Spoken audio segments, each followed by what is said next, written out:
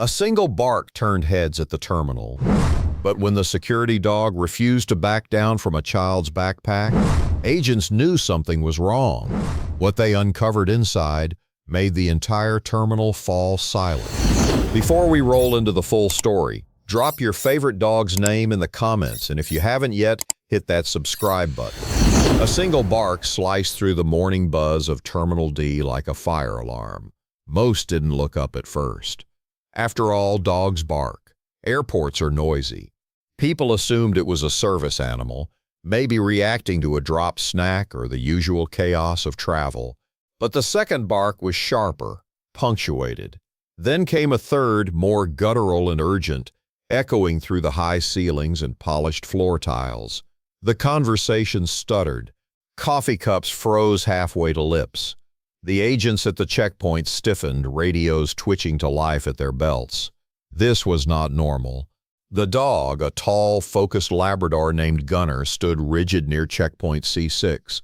His nose aimed squarely at a child's backpack, bright blue with superhero patches sewn onto the front.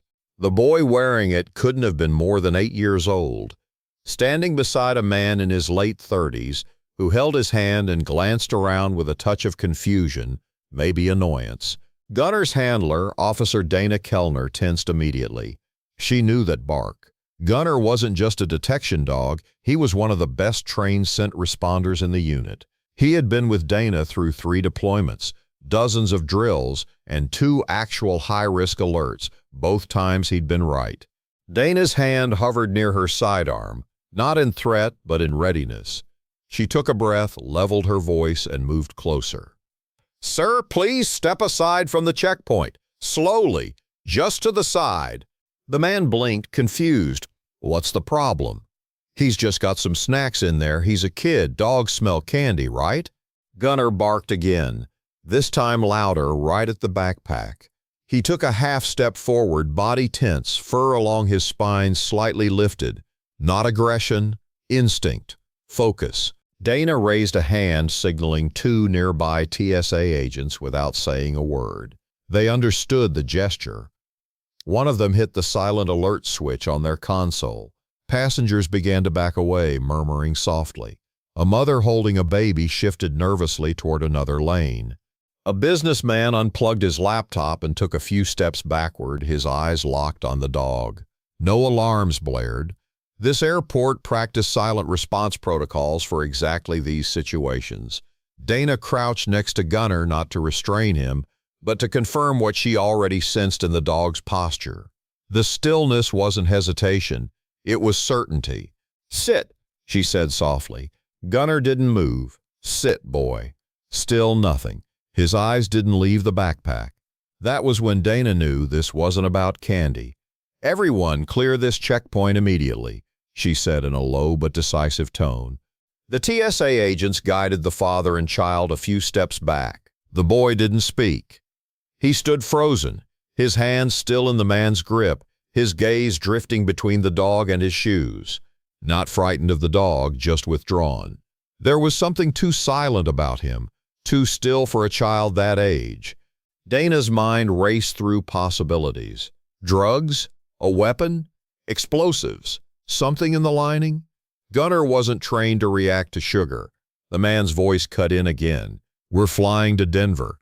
I don't know what this is about, but—" "Please keep your hands visible," Dana interrupted. "You're not under arrest. We're moving to a secondary screening room. You and the boy will come with us."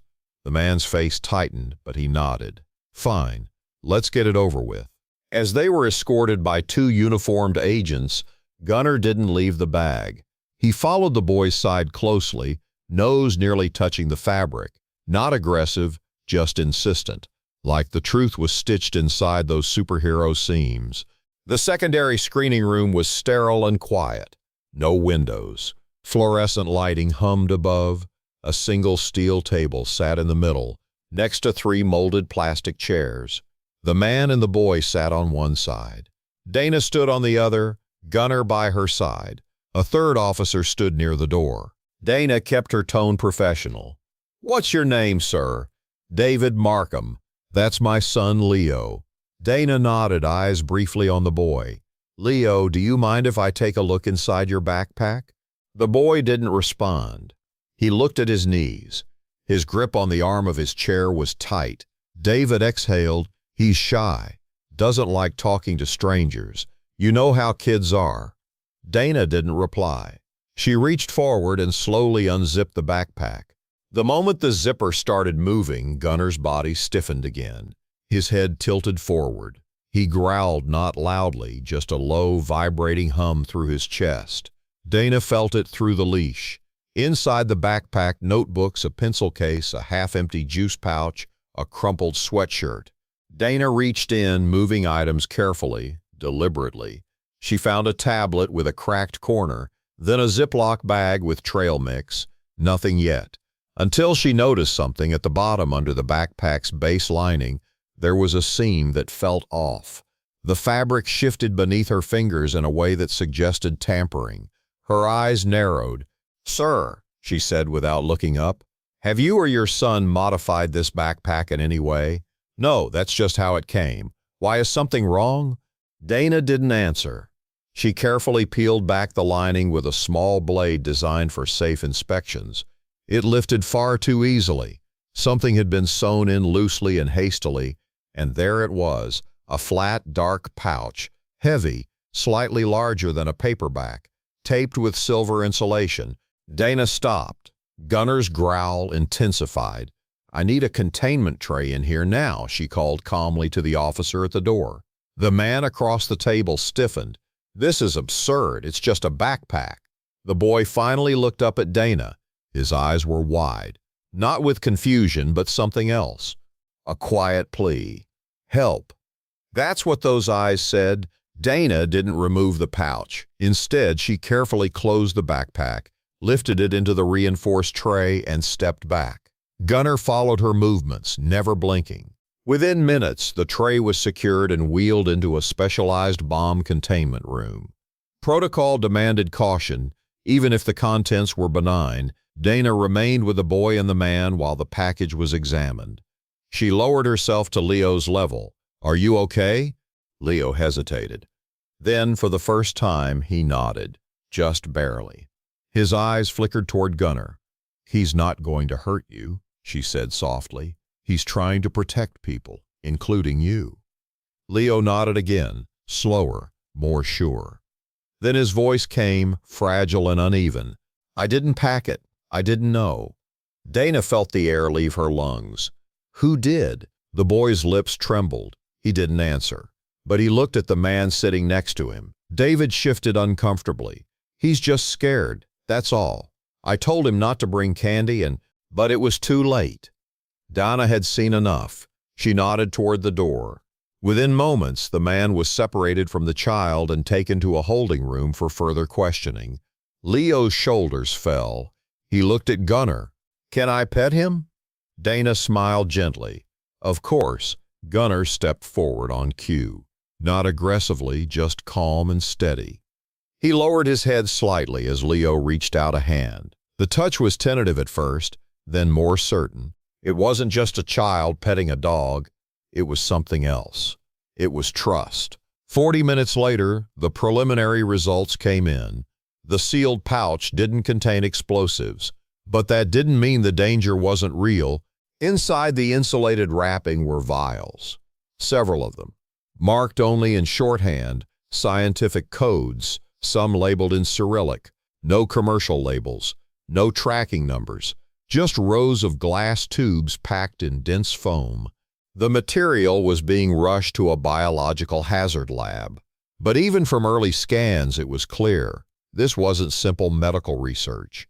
The contents required controlled temperature, indicated volatile organic compounds, and bore traces of synthetic stabilizers.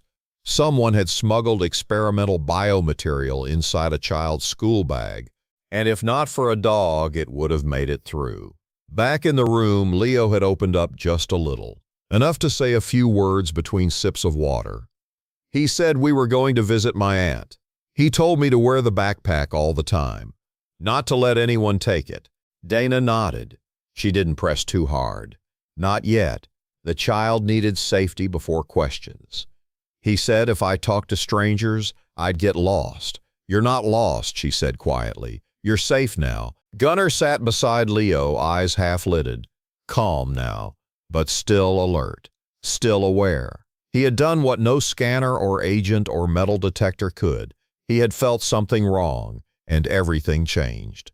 A quiet tension settled across the operations floor at the airport's Emergency Coordination Center. No media vans, no alarms, just calm, practiced urgency as officials moved between rooms, statements were taken, and calls were made to agencies far beyond the terminal walls. Inside a secure conference room, Officer Dana Kellner sat facing 3 plainclothed federal agents. Beside her, Gunnar lay curled, still in his tactical vest, his eyes open and tracking every movement. The air buzzed with low voices and the soft tap of laptop keys. "So let's go over this again," said the lead agent, a man with salt-gray hair and eyes that had clearly seen too much. The dog ignored everything else in that line, only fixated on the backpack. Dana nodded. He didn't hesitate. That's not normal behavior unless he's certain. He barked, then postured, stayed locked to that pack. He does not do that for snacks or toys. And this child, Leo, how long was he with the adult? Dana paused. We're still pulling surveillance. Based on his statements so far, the man isn't his father. No birth certificate, no proof of relation, and she pulled a photo out of a folder. That man has shown up on 3 prior travel logs under different identities, all international. One of those trips matches a time when a pharmaceutical lab in Moldova was reportedly robbed of experimental viral compounds. But no one's made that connection official yet. The agent took the photo, examined it, and passed it to his colleague. The vials, what's the early assessment? They're being examined now in a mobile Level 3 biocontainment unit en route to Fort Detrick, Dana replied. All we know is they require stable, chilled environments. No visible branding, just serial notations and a biohazard symbol stamped into the tape seal. The agent didn't flinch. He just exhaled, slow and silent. What you intercepted today, he said, was not just dangerous. It was sophisticated, hidden in the least suspicious vessel possible, a child. Dana looked down at Gunnar. I didn't stop it, she said. He did. The agent didn't disagree. Meanwhile, 2 floors up, the boy Leo was sitting in a small room with a counselor and a child services worker. He hadn't spoken much, but the picture he had started to draw said more than words. In crayon, he'd sketched a black and yellow dog, a bright blue backpack, and 2 stick figures, one with a frown and glasses, holding his wrist tightly. The other, a woman with a brown ponytail, kneeling down beside him. And in the middle of it all, the dog, the counselor pointed at the drawing. Who's this? Leo pointed to the woman. She helped. He then pointed to the dog. He knew. The counselor paused. Knew what? Leo hesitated, then whispered that I was scared. While agents reviewed security camera footage from check-in to the checkpoint, patterns began to emerge. The man had arrived early, blending into crowds. He avoided eye contact. He moved with subtle control, keeping Leo close, adjusting his hoodie, whispering occasionally in his ear. On the surface, it looked like concerned parenting, but it wasn't concern. It was command. In one frame, Leo reached to scratch his shoulder. The man snapped his fingers. The boy immediately stopped. Another time, Leo tried to sit. The man tugged him up by the wrist, barely noticeable except when slowed down on camera. It was rehearsed, mechanical, and then came the moment. The bark. In the footage, everyone turned. Dana moved in. The tension escalated. But one thing stood out. The man's expression when Gunnar barked the second time. It wasn't surprise. It was recognition, as if he knew the sound was the beginning of the end. An hour later, the lab reports began coming in. Cryptic, preliminary summaries, but enough to stir action. The contents of the pouch were not commercial medications. They were live agents, specifically mutated viral proteins with potential for respiratory transmission. No antidotes were listed. No known medical trials traced back to registered institutions. Some labels matched materials flagged in an Interpol database. Research-grade biological stolen 2 months prior. At the time, no one had linked them to any planned distribution until now. An attempt had been made to fly them undetected to Denver, a major hub with direct access to cities throughout the country and across the border. It wasn't just smuggling, it was attempted deployment, and Leo had been the carrier. Back in the secured holding area, Dana stood outside the interview room where the man still listed under the alias David Markham was seated, arms crossed, posture relaxed. Too relaxed. One of the agents nodded toward her. "You trained that dog? Every day since he was 15 months old. His behavior's what saved this airport." Dana watched the man through the glass. "No, that boy saved it. Gunner just listened." Inside the room, the suspect smirked during questioning. He kept stating the same line, "I'm just a father traveling with his son," over and over, unshaken. Then someone slipped in a copy of Leo's real birth certificate, and the man's face finally shifted. Not fear, but calculation. The silence that followed lasted 5 full minutes. No questions, just staring. Then he said quietly, "You stopped the first one." Those words changed everything. The agents pressed. "The first one? What do you mean by that?" But he refused to say more. His expression hardened. Only one thing was clear. This wasn't an isolated event. That night, as the airport began to resume operations, Dana sat with Gunner near the K-9 unit van. The air was cold. Snow flurries danced across the tarmac lights. She leaned back against the van's fender, her jacket pulled tight, Gunner's leash wrapped lightly around her wrist. He lay beside her, still wearing his vest. "You're a pain, you know that," she muttered, not unkindly. Gunner thumped his tail once. Soft. Measured. "You saw it first. Whatever was off, you felt it." She looked toward the terminal windows. Passengers walked again. Planes were boarding. But everything was different now. Somewhere, someone had tried to move weaponized biologicals inside a child's bag, and a dog, just doing his job, had brought the whole operation down with a single bark. At dawn, Dana returned to the terminal for final debrief. Leo had been placed into protective custody for the time being, monitored by federal agents and trauma specialists. But when he saw Dana and Gunner walk by the observation room, he stood. "Can I say bye?" The child services worker looked at the agent. They gave a subtle nod. Dana approached slowly. Gunner followed. Leo reached forward and wrapped his arms around Gunner's neck. He didn't say anything, just stayed like that for several seconds. His small hand gripped the dog's collar like an anchor. Then he stepped back, wiping his face with his sleeve. "Thanks," he said softly. Dana kneeled beside him. "You don't have to thank us, you were very brave." Leo nodded once. "He knew before I did." Dana looked at Gunner. "Yeah," she said. "He usually does." What had begun as a quiet Tuesday morning had unraveled into something no one could have expected. No news reports would carry the truth. No press release would describe the depth of what had been avoided. There would be no headline, "Dog saves thousands from bioterror threat." But the people who mattered knew. The agents, the handlers, the boy, and the dog who never barked without a reason.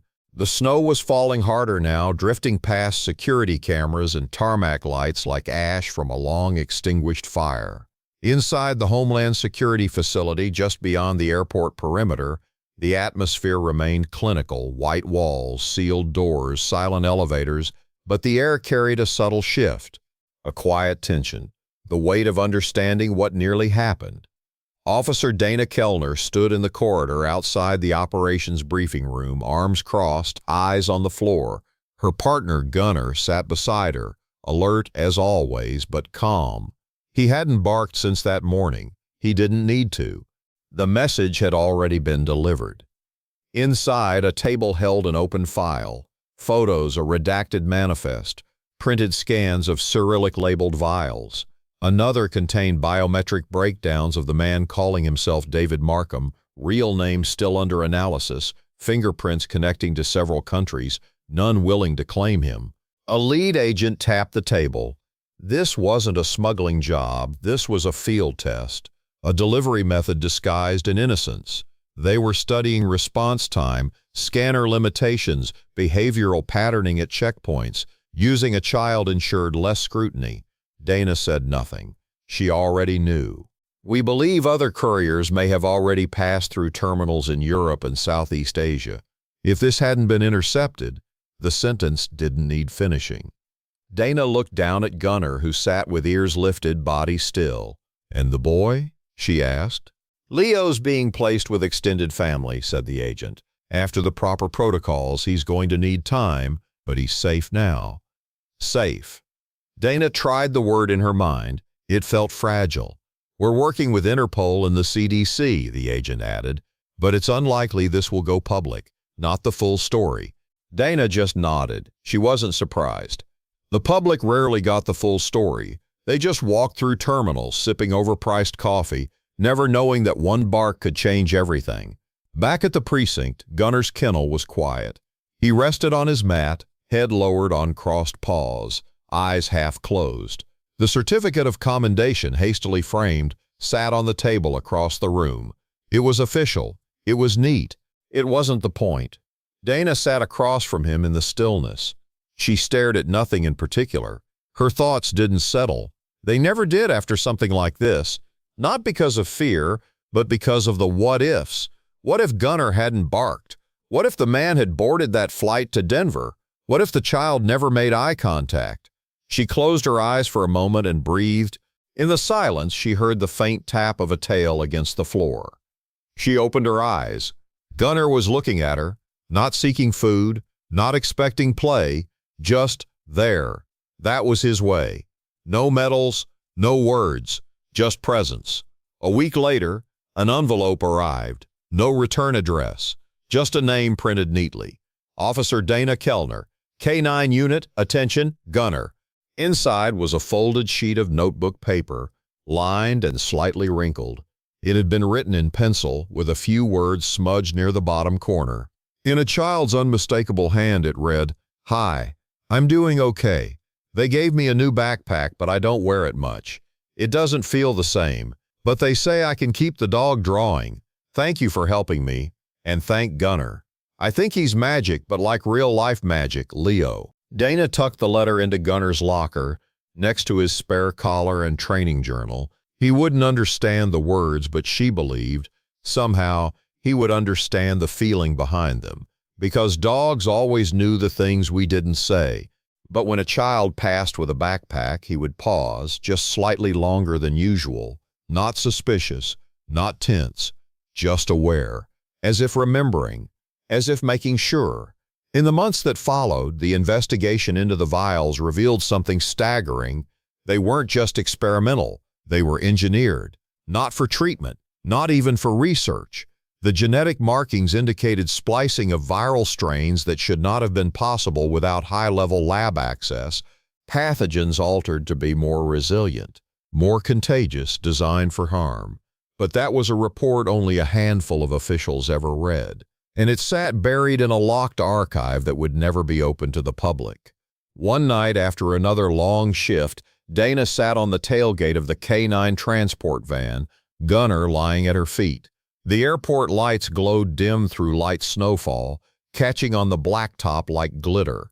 The air was sharp. "Still, I don't think they'll ever understand," she said aloud, not looking at him. "What it took to stop it, what you knew before any of us did." Gunnar blinked, one ear shifting to the side. She reached down and scratched behind his neck. "I think that's okay."